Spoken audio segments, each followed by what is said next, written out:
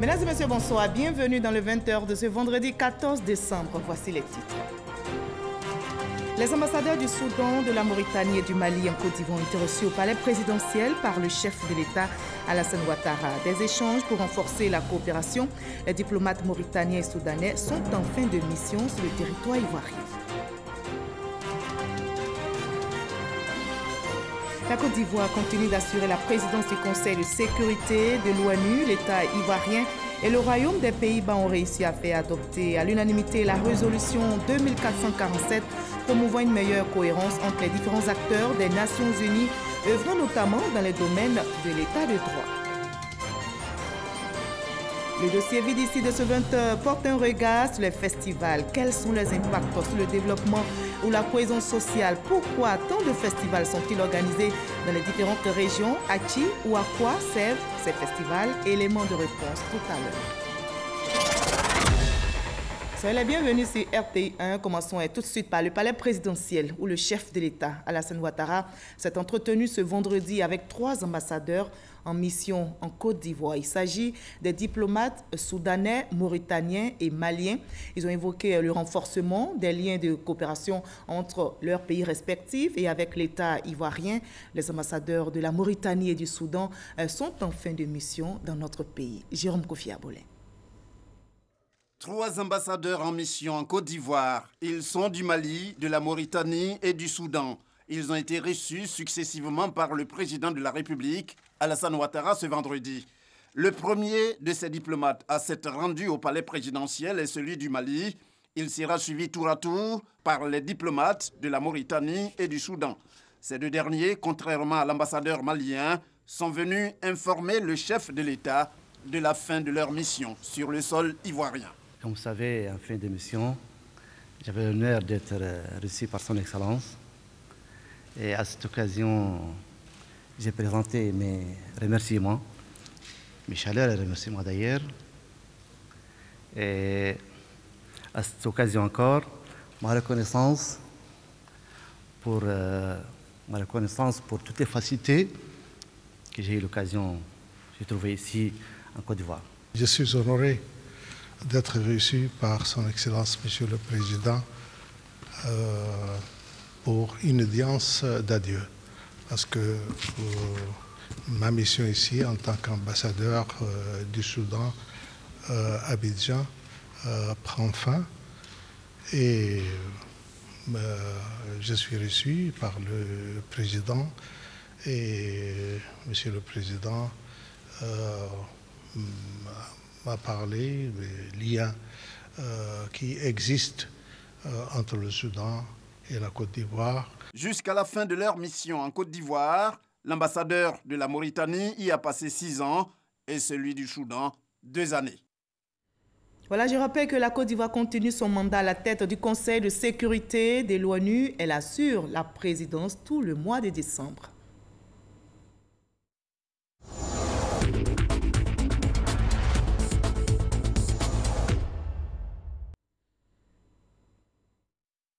Hier, à l'unanimité, le Conseil de sécurité de l'ONU a adopté la résolution 2447 portée par l'État ivoirien et le Royaume des Pays-Bas.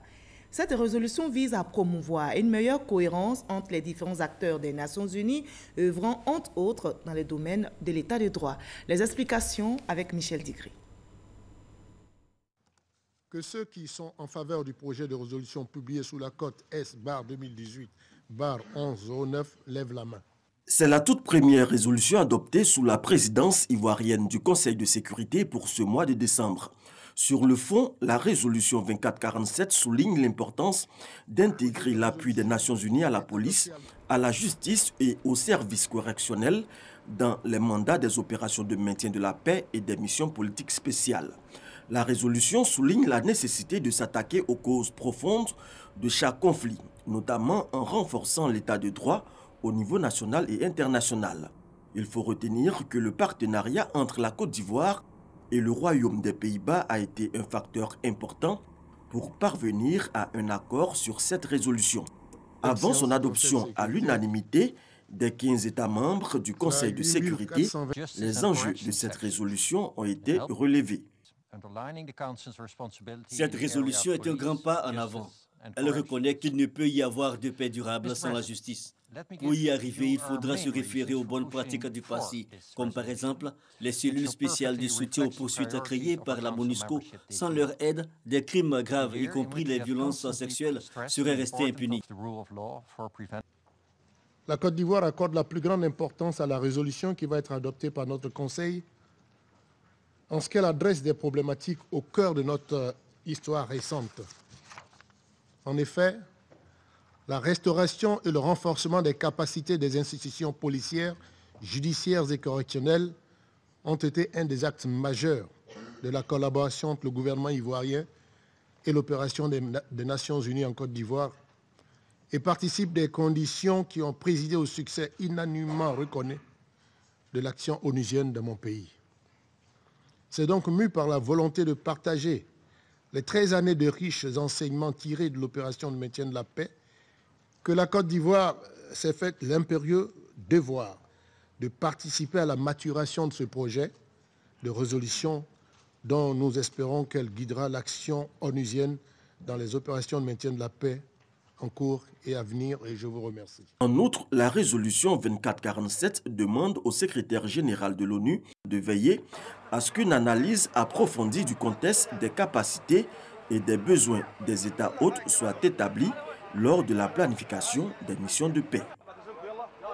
Retour en Côte d'Ivoire, direction maintenant la ville historique de Grand Bassam qui verra bientôt ses voiries et réseaux divers bitumés ou renforcés. Ce sont environ 6 km de voiries qui feront l'objet de traitements.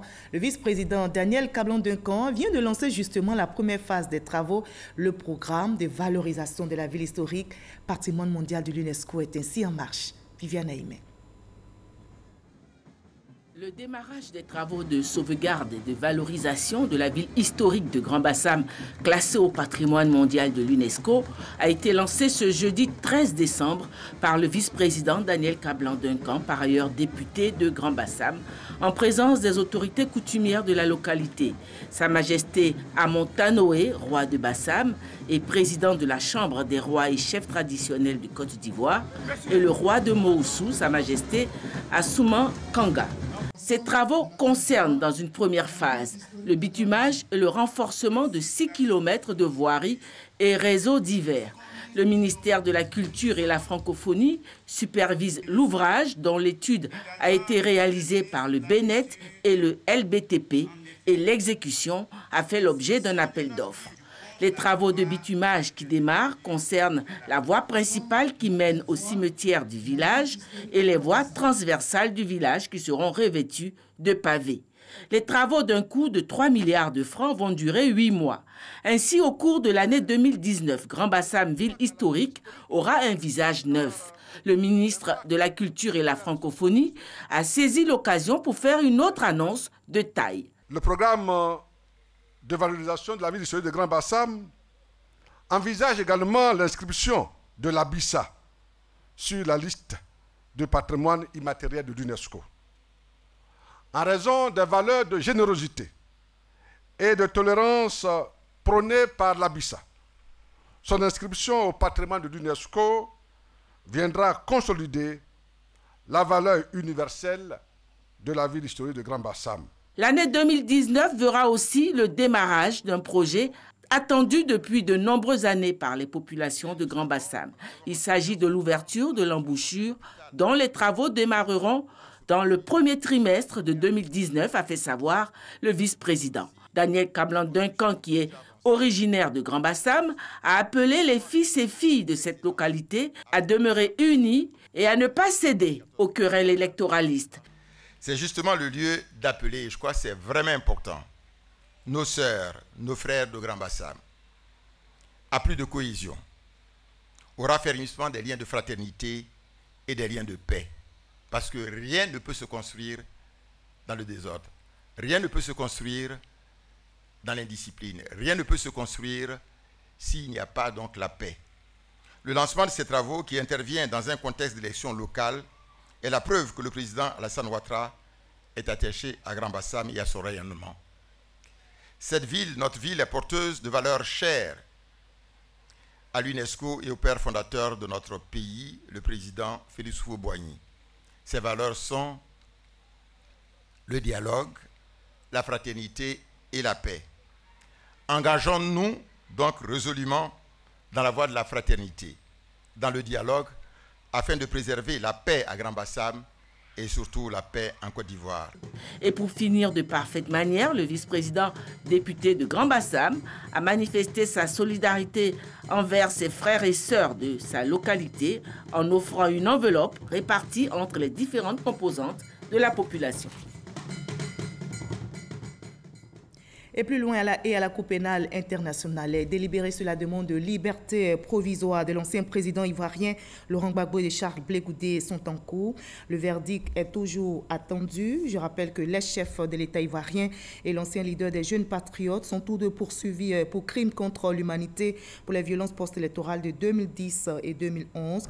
Hier soir, les juges de la Cour pénale internationale avaient clos les discussions en donnant rendez-vous pour une audience ouverte au public ce vendredi, mais celle-ci n'a pas eu lieu. Je vous propose la réaction du porte-parole de la Cour pénale internationale. Il n'y a aucune décision qui n'a été rendue par la Chambre jusqu'à présent. Lorsqu'il y aura une décision, on va l'annoncer comme toujours. Ce sera quand dans la journée, demain, la semaine prochaine? Il n'y a aucune date qui a été précisée pour cette décision. Donc, ça dépend des juges et de leur délibération. Ça peut se faire aujourd'hui, ça peut se faire peut-être la semaine prochaine. On n'a aucune indication sur la date. Ici en Côte d'Ivoire, le personnel civil et militaire du groupement ministériel des moyens généraux vient d'être honoré par le ministère d'État, ministère de la Défense, et c'était lors d'une cérémonie de célébration de l'excellence et de renforcement des liens armée-nation. Le ministre Ahmed Bakayoko a distingué des militaires, des gendarmes, mais aussi de nombreux civils, comme nous le témoigne Abou Sanogo. Les personnels civils et militaires du groupement ministériel des moyens généraux, célébré par le ministre d'État, ministre de la Défense, Ahmed Bakayoko. Couronnement d'un moment de fraternisation entre les différentes composantes du groupement, mais surtout une occasion de renforcement des liens armée-nation. Il s'agit pour le commandement du groupement de manifester sa gratitude aux militaires, gendarmes, marins et aviateurs, et pour le ministre de reconnaître les mérites et stimuler à davantage d'efforts à l'excellence ses collaborateurs par les décorations dans les différents ordres de la nation et des armées. Ainsi, des personnels civils et militaires ont été distingués par leur tutelle et ils ont été faits respectivement officiers dans l'ordre national, chevaliers dans l'ordre national, officiers dans l'ordre du mérite ivoirien, chevaliers dans l'ordre du mérite ivoirien et médaillés des forces armées de Côte d'Ivoire. Au nom du président de la République, son Excellence M. Alassane Ouattara, chef suprême des armées, nous marquons cet instant pour exprimer que le pays n'oubliera jamais ce que vous avez fait pour lui. À tous ceux qui sont sur les rangs, je vous demande de redoubler d'efforts dans la discipline au service de la nation pour qu'également un jour, devant vos parents, devant la nation, devant le drapeau, vous puissiez également être décorés par l'État. Outre cette décoration, 30 personnels militaires et gendarmes, admis à faire valoir leur droit à la retraite, ont été honorés. Par ailleurs, les lauréats de la semaine sportive du groupement ministériel des moyens généraux ont été également récompensés, le tout couronné par un défilé. Dans le domaine de l'économie, le FMI annonce de bonnes perspectives pour notre pays. Le Fonds monétaire international vient justement de produire un rapport sur les perspectives économiques et régionales et la situation de la Côte d'Ivoire. Et il en ressort, selon le FMI, une bonne tenue de l'économie ivoirienne, avec notamment un taux de croissance qui s'est établi à 7,7% en 2017. Le rapport a été présenté au ministre de l'Économie et des Finances. On en sait plus avec notre reporter Jean-Luc Bangbo.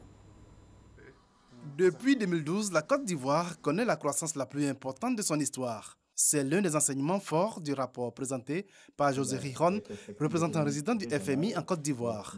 Les perspectives économiques du pays restent robustes avec une croissance projetée à environ 7,5% en 2018. Ce qu'il y a eu en Côte d'Ivoire, c'est premièrement une augmentation forte de la croissance grâce à l'amélioration de la productivité.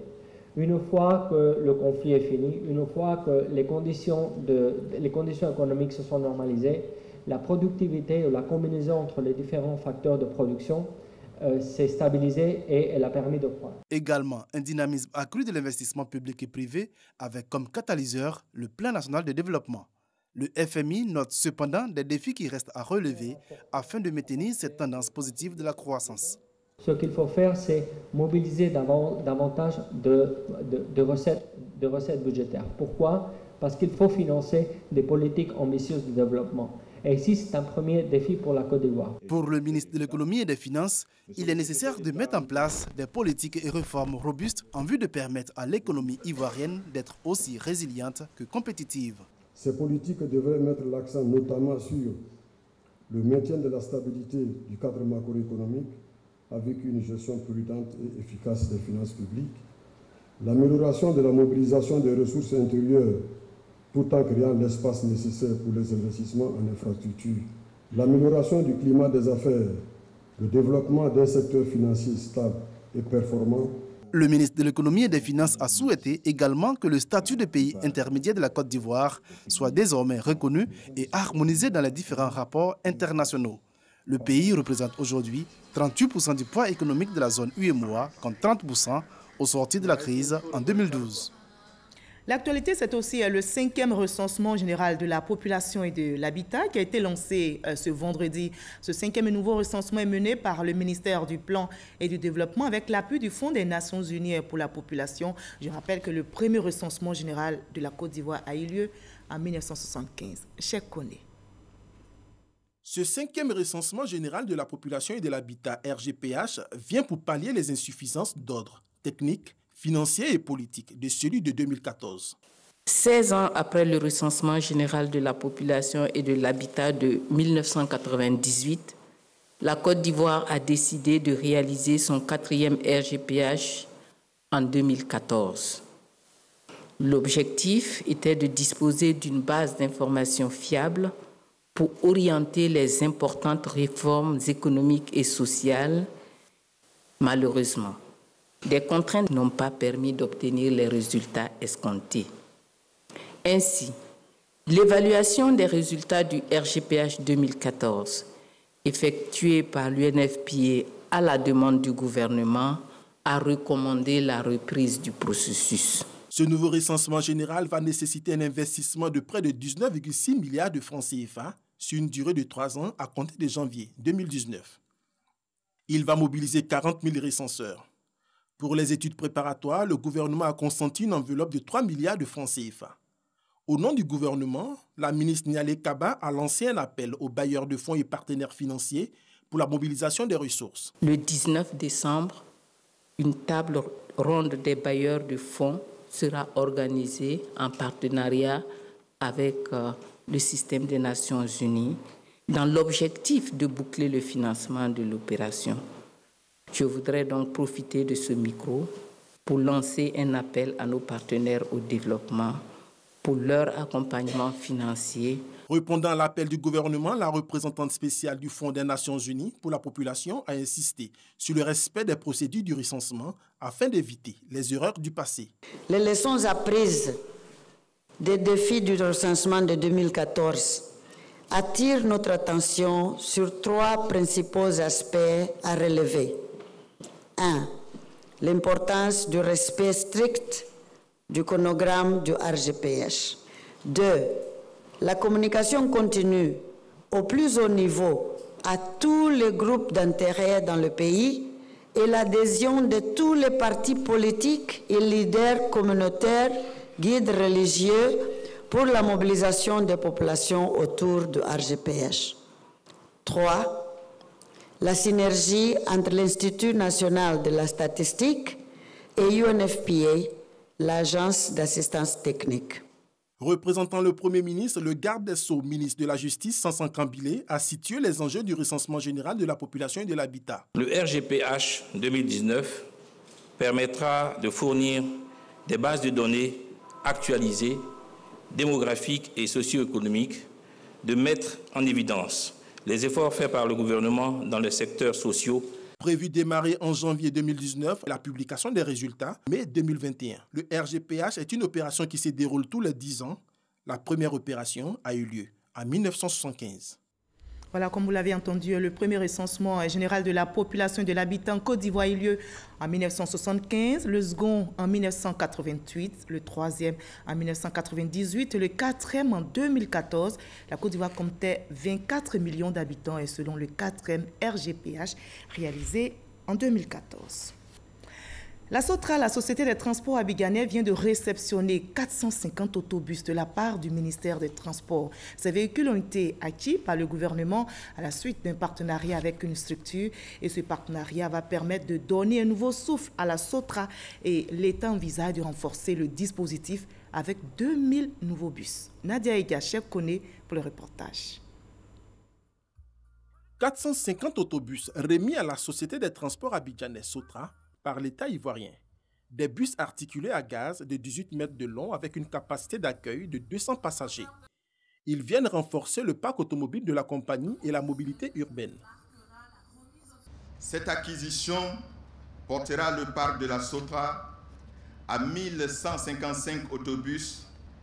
Cette capacité opérationnelle jamais atteinte par la société SOTRA en termes d'autobus neufs. Avec cette acquisition, la SOTRA passera d'un volume de passagers de 450 000 voyageurs par jour à près de 900 000 passagers jour. Ce projet, initié depuis 2017, s'inscrit dans l'engagement pris par le chef de l'État. La présente cérémonie illustre parfaitement son engagement à améliorer le secteur et à apporter des réponses idoines à la problématique de la mobilité urbaine. Par sa détermination et sa volonté, Abidjan, notre capitale économique, fait progressivement sa mue vers un transport urbain moderne et multimodal, sécurisé et compétitif. Le ministre des Transports a invité la SOTRA à faire un bon usage des véhicules pour en assurer la durabilité. Monsieur le directeur général, l'occasion me paraît opportune pour appeler votre attention sur la nécessité absolue de veiller au bon entretien du matériel roulant et de l'ensemble des équipements mis à la disposition de la SOTRA. Leur entretien doit donc figurer au titre des devoirs de chacun des membres du personnel de la SOTRA. Une remise de 500 autobus a déjà été effectuée par le gouvernement en 2017. Cette opération, une véritable bouffée d'oxygène pour la SOTRA, elle permettra à la société de transport d'accueillir 2000 nouveaux bus sur la période de 2017 à fin 2020. Et loin de la Côte d'Ivoire, la COP24, la 24e conférence des parties sur le climat s'achève ce vendredi en Pologne avec à la clé l'espoir d'un accord ambitieux pour l'application de l'accord de Paris sur le climat qui vise à limiter le réchauffement à 2 degrés Celsius. La Côte d'Ivoire, engagée dans la lutte contre le changement climatique et qui participe à cette conférence, a adhéré au programme pour l'efficacité énergétique. C'est un programme de lutte contre les gaz à effet de serre et il est mis en place par la coopération allemande et l'agence française de développement. On assiste à une floraison de festivals depuis plusieurs années ici en Côte d'Ivoire. Des célébrations patrimoniales, musicales, commerciales. Mais quels sont les impacts de ces festivals sur le développement ou la cohésion sociale? Pourquoi tant de festivals sont-ils organisés dans les différentes régions de notre pays? À qui ou à quoi servent ces festivals? Élément de réponse dans le dossier Vide ici de ce 20h signé Franck Quadio. Yakoli Dabo, sud-ouest ivoirien. Des chansonniers entretiennent l'assistance de mélopées oubliées. Le Didiga Festival célèbre l'oralité traditionnelle. De l'engouement autour de célébrations de valeurs traditionnelles, une réalité. Un peu plus haut, au centre-ouest, à Divo, le Djaka Festival, célébration patrimoniale des peuples d'Ida et Godier. Une façon de réconcilier les fils du terroir avec des valeurs perdues. Une vingtaine de festivals du genre sont célébrés chaque année en Côte d'Ivoire.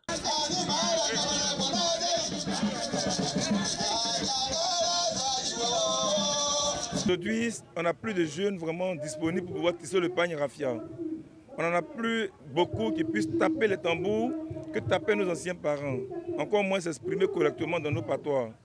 Aujourd'hui, Dakar Festival nous permet de mettre tout ceci en exergue et c'est un bonus en tout cas pour toute la région du Lot du Bois. Nous avons découvert des danses qui avaient disparu, qui ont presté pour la dernière fois depuis plus de 40 ans. Le fait de reprendre conscience de soi permet donc de se projeter. L'intérêt est crié dans la région au point où il y a un comeback des filles et fils de la région qui étaient partis depuis un moment, qui avaient trouvé des points de chute intéressants ailleurs. Impacter le développement par l'identité culturelle, mais aussi agir sur le changement de comportement. À Akoué-Agban, littoral ivoirien, un festival s'est depuis 2016 donné pour mission redorer les berges lagunaires. Selon son initiateur, l'impact est aujourd'hui positif. Les 3 premières éditions ont contribué à plus donner dans la sensibilisation et que lorsque nous promenons les yeux, vous verrez que nos berges sont maintenant envahies par des visiteurs. Une activité autour de thématiques développées pour le bien communautaire. Mais depuis fin 2011, les festivals sortent de plus en plus de la sphère purement thématique et embrassent un peu plus le développement régional. Les collectivités s'en servent comme outil stratégique. À Bouna, par exemple, le festival des danses traditionnelles du Bunkani est aux premières loges des actions de développement du président du conseil régional. En 2013, nous avons constaté que la région elle-même, en plus du retard sur les infrastructures de développement, restait très peu connue de l'ensemble des Ivoiriens, voire de la communauté internationale. Il nous a paru important de faire connaître la région de sorte que nos projets puissent intéresser d'autres personnes que nous. Un objectif de départ, aujourd'hui, productif.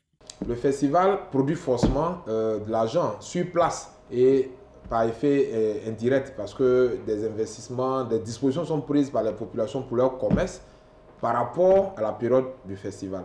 Le festival cette année, le dernier jour sera, la matinée sera consacrée à la remise d'une école de 6 classes. Intérêt culturel, écologique, mais aussi économique pour mener à bien l'idée. Dans plusieurs festivals, on multiplie les partenariats. À Divo, les organisateurs du Diaka Festival se réunissent en assemblée générale après les 7 jours d'activité. Au menu, entre autres stratégies, les questions de financement. Une préoccupation cruciale car un festival, ça a un coût.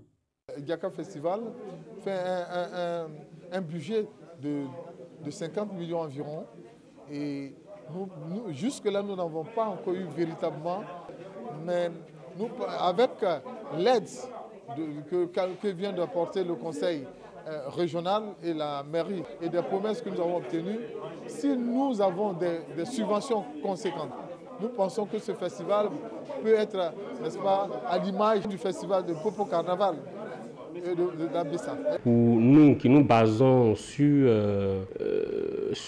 le social, sur l'humain, un festival, c'est pas moins de 35 millions. Si on veut accueillir les gens, loger les VIP. Un coût, mais aussi des recettes, peu d'informations sur les retombées au niveau finance, mais un constat. La démarche attire entreprises pour promouvoir des marques ou des concepts, des mécènes ou acteurs culturels. Dans le cadre de la musique, il y a aussi la promotion des spécificités gastronomiques. Bref, une floraison d'activités festives, pas toujours organisées. Mais maintenant, chacun se lève et fait son festival du jour au lendemain parce que les gens considèrent que c'est un moyen rapide de rassembler des fonds. Mais ce sont des choses qu'il faut réfléchir pour la pérennisation des actions. Quand les actions ne durent pas, elles ne peuvent pas être efficaces. Pour mieux comprendre, nous prenons rendez-vous avec le directeur de la promotion des arts à charge du festival au ministère de la Culture. Difficile d'en déterminer aujourd'hui le nombre exact. En 2018, par exemple, environ 350 demandes d'appui ont été formulées, plus du tiers les 3 derniers mois de l'année. Pas de quoi s'alarmer cependant. Il n'y a pas de texte régissant l'organisation du festival. La tutelle apporte son soutien au projet fiable. On encourage les associations et les structures culturelles légalement constituées, n'est-ce pas, de proposer, d'initier ces festivals. Et si ça ne se fait pas, les conseils régionaux peuvent également initier ces activités, mais il est peut-être recommandé que des initiatives privées propose l'activité et puis que ces initiatives soient soutenues par les autorités locales et au plan national également. Il y a cependant besoin de se projeter. L'UEMOA, depuis quelques années, souhaite l'élaboration d'un agenda culturel propre à chaque pays membre. La Côte d'Ivoire s'est engagée. Un répertoire définitif pour la programmation des manifestations festives sera bientôt dressé. L'idée est d'éviter tout chevauchement et favoriser le tourisme.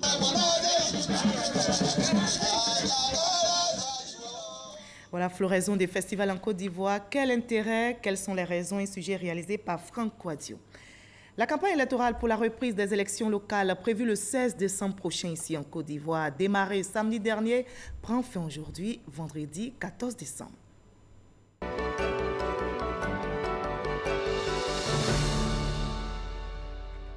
Nous sillonnerons quelques localités pour voir l'ambiance ce dernier jour de campagne. Prenons tout de suite la direction du Guémon où la campagne pour les régionales se poursuit. Voyons la stratégie du candidat indépendant Youté Innocent.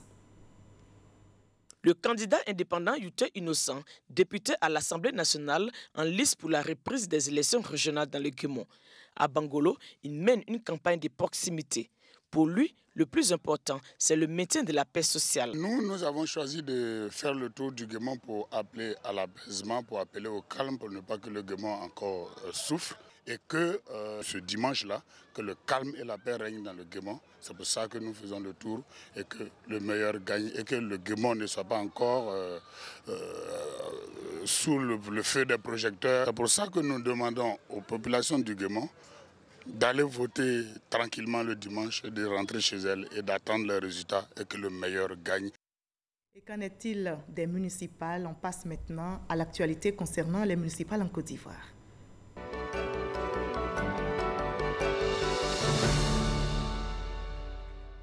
À Bingerville, 2 candidats indépendants, Aïn Jean et Serge Éric Loboué, sont sur le terrain. Ils sont très actifs. On en sait plus avec notre reporter Ouattara Amadou Walter.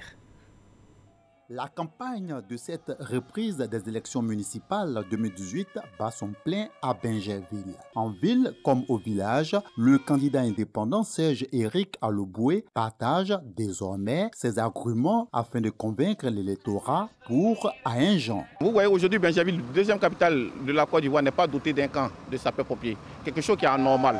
Avant tout développement d'abord, garantir la population d'un plan de sécurité, le civisme d'abord. C'est ce que le doyen Aïn Jean pratique aussi en politique. On partage les mêmes idées, je lui ai dit ok, ça marche. En cochant pour Aïn Jean, c'est comme cette population a coché pour Loboué Serge Éric. Pour un Bingerville nouveau avec Aïn Jean et avec Loboué Serge Éric. Quartier Berlin de Bingerville. Le candidat indépendant Aïn Jean dit être confiant pour sa victoire. Aïn Jean compte sur son programme de société et le ralliement de 3 autres candidats, dont le maire sortant Begré Djoman. Les priorités comme les routes, voir comment les recharger, le marché de Bingerville, comment l'améliorer, le cimetière de Bingerville, comment le refaire, certains quartiers où l'assainissement est quasiment nul, comment remettre tout ça en marche. Oui au calme à Bingerville, oui à la tranquillité à Bingerville, la raison essentielle. Ils m'ont rejoint pour que tous ensemble, nous allons pour le développement de Bingerville.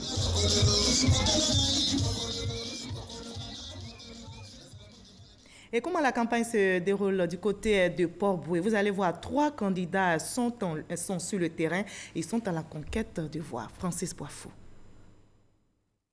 Ensemble pour le changement de Port-Boué. C'est la liste que conduit le candidat Nteo Nyando Betel. Nous l'avons rencontré à son quartier général à Gonzagueville. Il a l'intention de diriger la commune avec responsabilité, audace, innovation et dynamisme. Port-Boué, c'est ma passion, Port-Boué, c'est ma commune. Il nous faut un changement véritable dans la commune de Port-Boué. Mettre des finances à la disposition pour les femmes et les jeunes, les hommes, pour ceux qui veulent entreprendre. Nous avons besoin d'un changement dans la commune de Port-Boué parce que longtemps nous avons couru après ce changement. Aujourd'hui, il est temps de prendre notre avenir à main. Pour cette reprise des élections à Port-Boué, le candidat indépendant Ibrahim Diomandé s'est retiré au profit de Siandou Fofana, candidat du RHDP. Il est celui-là qui pourra apporter un bien-être aux populations de Port-Boué. C'est une personne qui est empreinte d'humilité, de fraternité et qui sait vraiment, il a l'humanisme en lui. C'est un acteur de développement, il était à plusieurs postes de responsabilité. Ibrahim Diomandé veut développer la commune avec désormais le candidat du RHDP.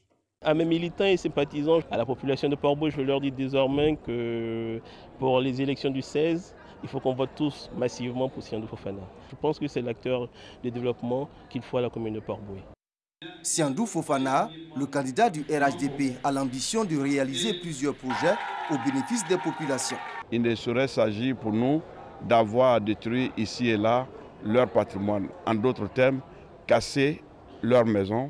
Mais on vient pour avoir à créer les conditions pour un cadre qui soit en adéquation avec un schéma d'assainissement. Faire en sorte aussi que l'emploi soit au profit des jeunes, financer différents projets à but social. Son souhait, faire en sorte que Port-Bouët réponde aux défis du développement. Le candidat du RHDP prône la paix et la cohésion sociale. Voilà, je rappelle que la campagne électorale pour la reprise des élections locales en Côte d'Ivoire prend fin ce vendredi à minuit et le scrutin aura lieu dimanche prochain, 16 décembre. Fin de ce 20h. Merci à vous tous de votre aimable attention. Je vous retrouve avec le même plaisir demain à la même heure.